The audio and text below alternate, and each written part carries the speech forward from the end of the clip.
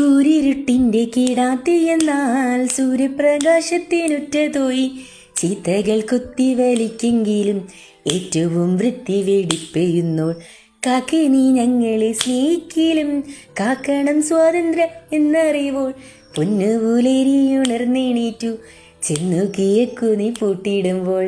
പണ്ട് സ്കൂളിൽ പഠിച്ചൊരു കവിതയാട്ടോ ഇത്.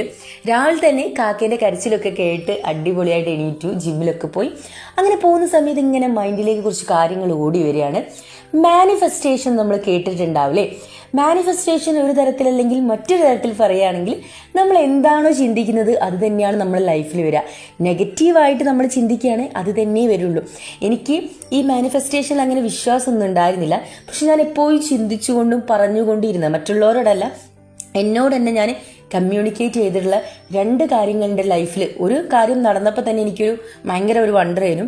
രണ്ടാമത്തെ കാര്യം കൂടി നടന്ന സമയത്ത്, രണ്ടും അടിപൊളി സംഭവങ്ങളല്ല, നടന്ന സമയത്താണ് മനസ്സിലായത് നമ്മൾ എന്താണോ ചിന്തിക്കുന്നത്. ഇപ്പം നെഗറ്റീവായിട്ട് ചിന്തിക്കുകയാണെങ്കിൽ അത് തന്നെ മാനിഫെസ്റ്റ് ചെയ്ത് നമ്മുടെ ലൈഫിലേക്ക് എത്തുള്ളൂ.